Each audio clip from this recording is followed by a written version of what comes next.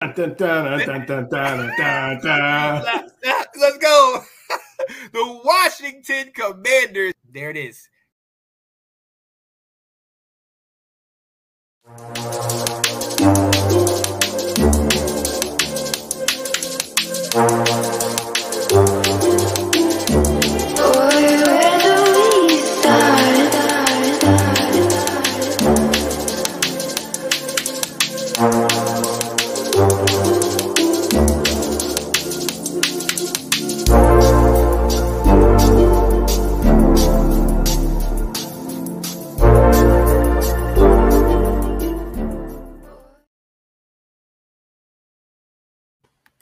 Welcome, Dylan Walsh. What up, Dylan? Hello. I'm doing good. What's up, man? Nice to meet you. I've only seen you on the shows here. So good that we finally get a chance to interact. It's not going to be a fun game, I feel like. Because I'm going to the game, and I've gone to 2 Packers games in my life. The last time the Sunday night game when Washington was here, where Rob Kelly ran for 200 yards. Oh, man. And is that the Kirk Cousins game, too? I don't think Kirk Cousins was that good that game. I just remember Rob Kelly running, I think, for 196 yards. That's not good. And Rob Kelly. Yeah, that's never good. And then I went last year against the Ravens in Baltimore, and we nearly lost to a Baltimore team that had 18 of their 22 starters out or something like that. Yeah. So I'm going to this game, and I'm not very high hopes after the last 2 weeks. So are you not a good luck charm for the Packers in person? Is that what I'm hearing? Because that makes me – all right, okay. Yeah, right. And you will be there. We're playing Taylor Heineke, though, so do we have some sort of luck? Oh, my goodness. Yeah, here it comes. Yeah. Mr. Bang Bang. Listen, pylons beware, because Taylor's back, baby. Oh, my goodness. He couldn't get in the goal line last year. Took the knee down. I know. That play. That play. Right. So tell me, Dylan, so how did you become a Packers fan? I'm sure Sean knows this, but this is my first chance getting a chance to talk to you. So tell me a little bit about that. So my entire family is Steelers fans. My dad's from Pittsburgh, so they're all Steelers. So they were going to try to make me a Steelers fan when I was born. But when I was 2, the Steelers played the Packers in the Super Bowl. And I saw the Packers win, and it went, the Packers are a better team. I'm now a Packers fan. So gotcha. 2-year-old me decided I'm a Packers fan. Yeah. That was that not Rodgers? That was Rodgers, yeah. Yeah. Rodgers versus Big Ben. Oh, jeez, I do remember that game now. So what is going on? We're glad you're here. And yes, he Will. Dylan and his brother and his mom are the ones I went to the Titans game with. Mm-hmm. So they got to see us up close and personal. I do want to ask you, you've seen us, you've talked about us many a times. What are your thoughts about some of the issues that we have in our house before we go into what you guys got going on? I would say so. Quarterback's obviously an issue. Carson Wentz did not have a good game last week. When you're close to the Bears in passing yards, that means you have a terrible passing day considering what the Bears are doing.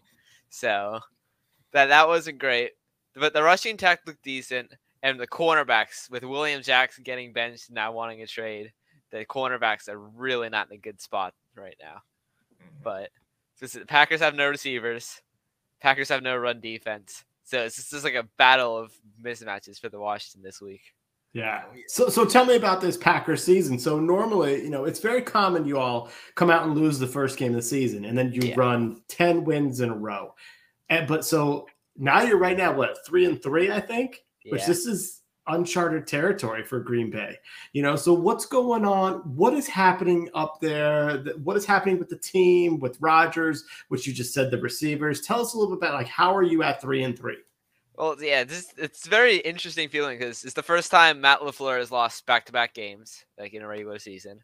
It's the first time in his coaching career. But I think the main problem right now, I feel like it isn't as much as on talent as other people think. I think it's more on scheme. I feel like Rodgers is trying to do too much and also not trying to go to the new people like Christian Watts and Romeo Doubs. And he keeps trying to force it into Randall Cobb. And when he got injured last week, so he kept trying to force it to Robert Tonyan. And also, the offensive line was terrible last week. Yeah. Royce Newman got beat every single play or around there, pretty much. He had a 20 PFF grade, which is it's pretty bad. Okay. We need to reshape the offensive line. We need to use Aaron Jones more. Aaron Jones only had 10 touches last week, which is not what you want because he's probably our best offensive player. That's not Aaron Rodgers. So we need to use Aaron Jones. We need to take more deep shots because we haven't taken many. We've taken like one deep shot and then we dropped it because Christian Watson couldn't catch for that first game. Yeah. So we need to take deep. And on defense, we need to use Jair Alexander more because we keep putting Jair Alexander on one side and not letting him like shadow receiver. Then Justin Jefferson has a huge game against us. Mike Evans Mike Evans was suspended. Oh yeah, the Buccaneers didn't have the game. But then as soon as Jair starts taking out, then they just run it right at our throats the entire game because that's what the Bears did until they started losing. The Jets did all last week with Breece Hall. That's what the Giants did in London with Saquon Barkley. So there's pretty much most teams have given a pretty good blueprint on how to beat the Packers this week. So talk to me about the whole scheme thing, because this isn't the first time where people have said if Green Bay would run the ball more, they would, if they could be more balanced, they would be all that more dynamic. Is that Aaron Rodgers has too much control right now? Is he hurting the fact that his offensive coordinators in Denver, I think his QB coach maybe last year is in Chicago. Yeah. You know, so like, has he lost some of the guys, or has Matt LaFleur lost some of the guys that were helping them all work to have such good first two seasons? I feel like Matt LaFleur is right now giving Aaron Rodgers too much control. Because I've been hearing, I've heard news reports all that Aaron Rodgers pretty much calls all offensive plays for the Packers, which is not very good because Aaron Rodgers has a bit of an ego and wants to throw the ball. So, and we only run with A.J. Dillon, I've realized. Aaron Jones, don't think has over 12 or 13 carries his entire season. So we need to give Aaron Jones a rush more. Because there was one point for the first 4 games of the season, he was averaging 9 yards a carry. And it's ever since that we just haven't been giving him the ball as much. We've been trying to use A.J. Dillon a bit too much. I feel like A.J. Dillon needs to come in slightly less on the runs, and we need to use Aaron Jones' explosiveness. Yeah. So then, what does Aaron Rodgers mean when he's saying in his press conference, we need to simplify things? Right. If you're saying like Matt LaFleur's given him the keys to the offense, you know, so who is this on then? Mr. Was it Nicolas Cage from Con Air? Yeah. I do feel like it's definitely some part of Rodgers. I feel like Rodgers still thinks he can make all the throws that he's been used to making, but he isn't. He's not been making them this year. He had the one to Lazard and Jet, so it was a really good throw. But he's been checking down a lot. He hasn't been taking the deep shots. He keeps wanting to throw short and keeping it simple. But we just need to get the ball in the hands of the playmakers, because Christian Watson has a rushing touchdown this season. He's super fast. We have Aaron Jones. We have A.J. Dillon. They need to be in the game together more, because if you could, with those two probably being our top 2 offensive players for skill positions, the fact that we only have one of them on the field at a time is pretty not great.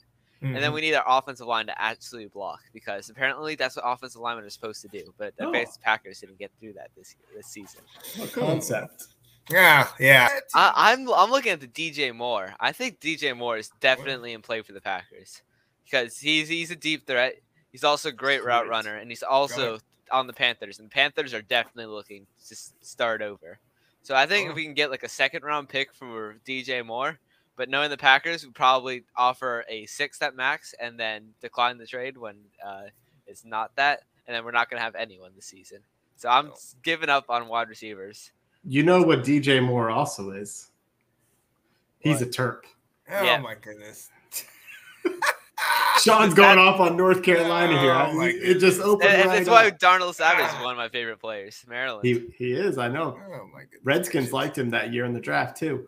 All right. So actually, it kind of segues into. I'm curious to hear about your defense, because you all have 2 ex-Redskins on your team. Okay, one of them was a guy that we probably should not have let go. One of the late great reporters for Washington, Rich Tandler, said, you don't get rid of franchise quarterbacks and you don't get rid of young pass rushing defensive ends.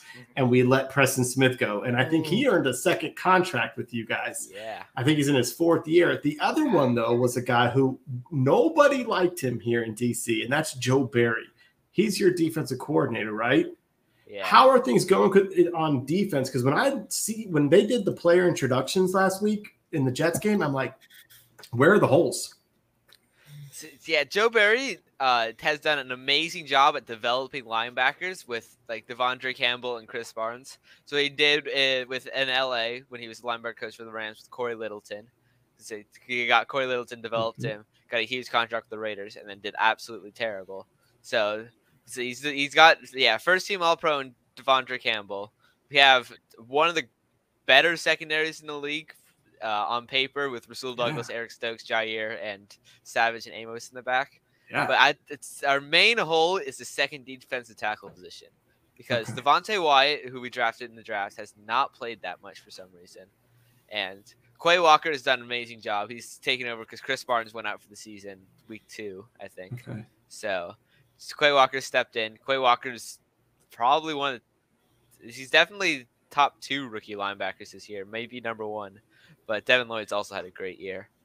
But the main hole is that second defensive tackle spot because what most teams are doing is you just double team Kenny Clark, get another guard to the second level, take out a linebacker, and it's a giant hole every time because our 2 edge rushers are primarily pass rushers in Rashawn Gary and Preston Smith.